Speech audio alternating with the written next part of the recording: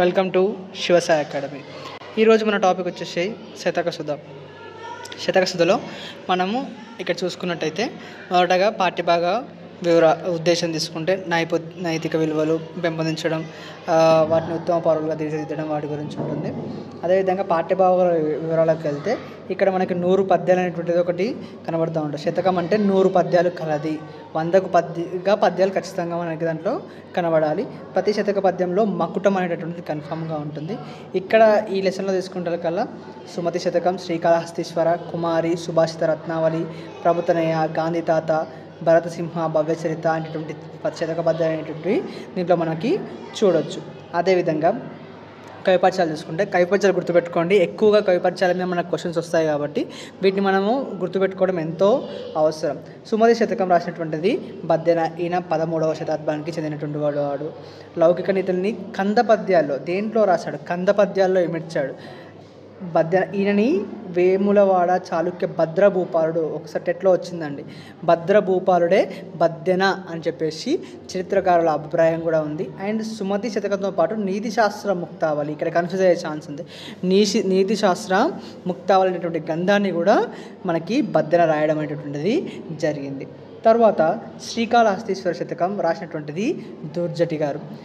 మహాకవి దుర్జటి 16వ శతాబ్దం చెందినటువంటి వాడు. అష్టదిగ్గజ కవులలో శ్రీకృష్ణదేవరాయల అష్టదిగ్గజ కవుల్లో ఈయన కూడా ఒకడు. శ్రీకాళహస్తీశ్వర శతకంతో పాటు శ్రీకాళహస్తి మహత్యమైనటువంటి ప్రబంధాన్ని కూడా ఈయన రాయడం జరిగింది.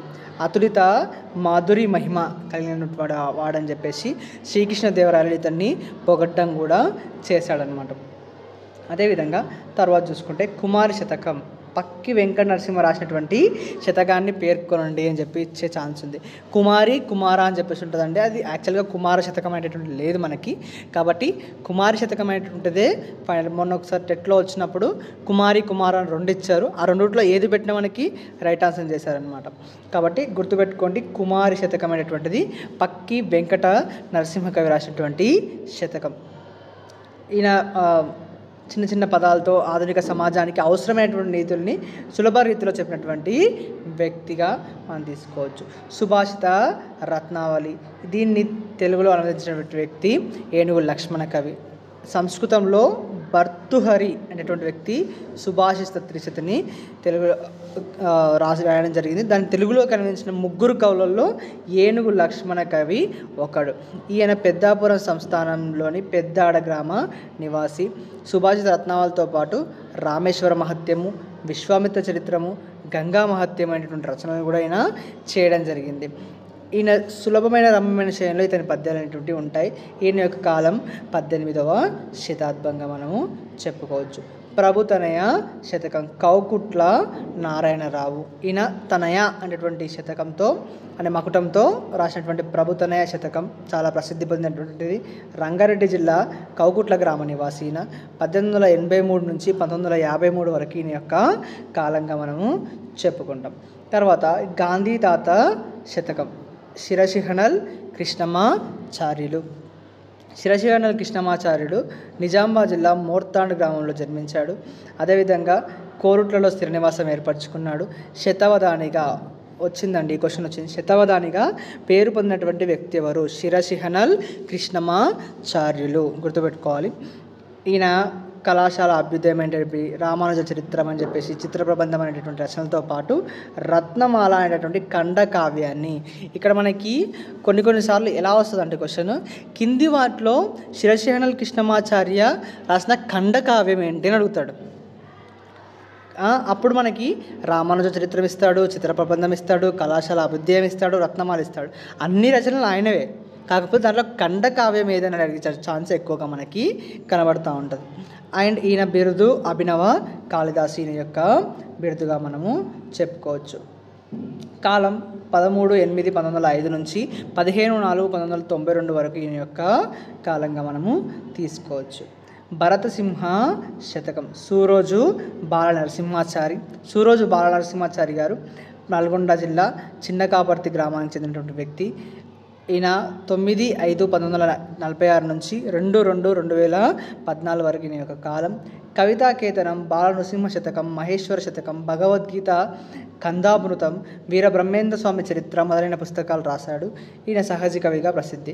ఈ చరిత్రలు అడుగుతా ఉన్నాడండి, బుద్ధ చరిత్ర అని చెప్పేసి, బ్రహ్మేంద్ర స్వామి చరిత్ర అని చెప్పేసి. ఇటువంటి చరిత్రలకు సంబంధించినటువంటి వాళ్ళు ఎవరెవరైతే ఉన్నారో వాళ్ళు మనం గుర్తుపెట్టుకోవాల్సి ఉంటుంది. మన రీసెంట్గా అయినటువంటి పోతన చరిత్రం గురించి అడిగాడు, పోతన చరిత్రం రాసినటువంటి కవి ఎవరు అని చెప్పేసి. కాబట్టి ఇటువంటి చరిత్రలు ఏవైతే ఉన్నాయో ఇవి మనం గుర్తుపెట్టుకోవాల్సిన అవసరం ఎంతగా ఉంది. భరతసింహ శతకం సూరోజు బాలనరసింహాచారి గారు రాశారని చెప్పి గుర్తుపెట్టుకోవాలి. తర్వాత భవ్య చరిత శతకం డాక్టర్ టివి నారాయణ, ఈయన హైదరాబాద్ జిల్లాకు చెందినటువంటి వాడు. 26/7/1925 జన్మించినటువంటి ఈయన విద్యావేత్తగా, అదేవిధంగా ఆధునిక దార్శనికుడిగా గుర్తింపు పొందాడు. జిల్లా విద్యాశాఖ అధికారిగా, పబ్లిక్ సర్వీస్ కమిషన్గా కూడా పనిచేశాడు.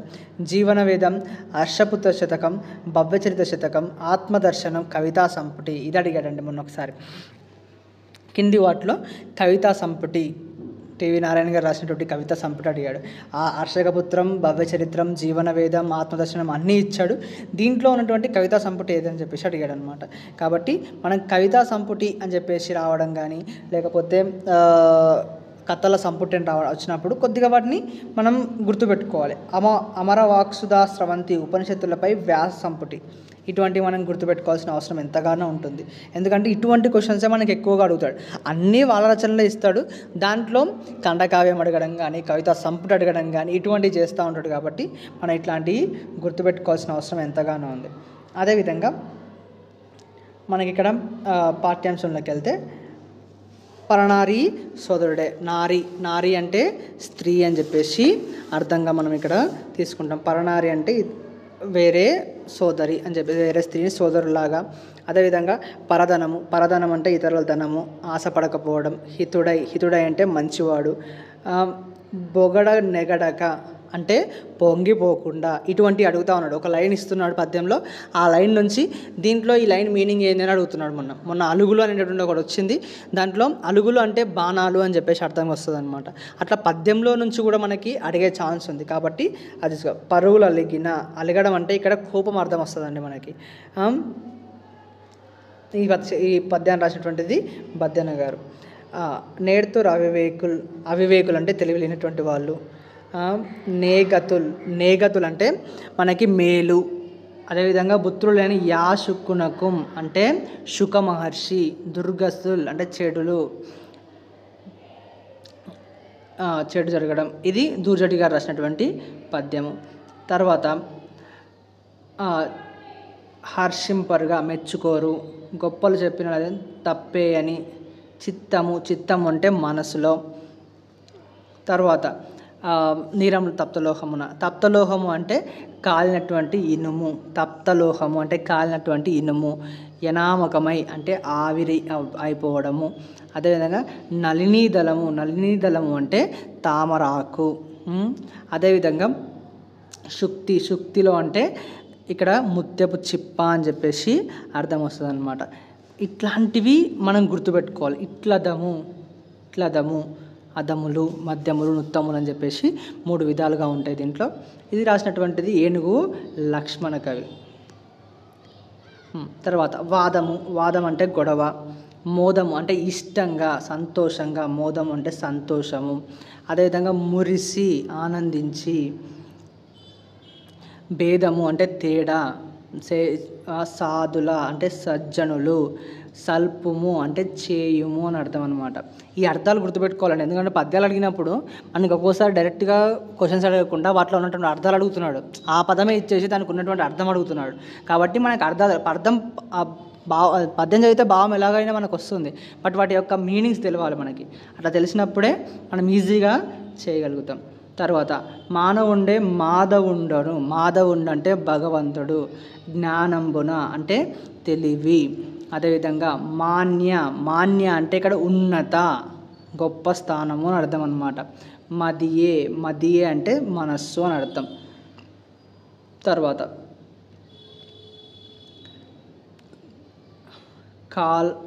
కాలనాగు అంటే నల్ల తాచుకడ. తర్వాత కలుషమతులు అంటే చెడ్డవారు. గొప్ప మనీషులు అంటే గుర్తుపెట్టుకోండి, మనిషికి మనీషులకి తేడా ఉంటుంది. మనీషి అంటే గొప్పవాడు, బుద్ధిమంతుడు అని అర్థం వస్తుంది.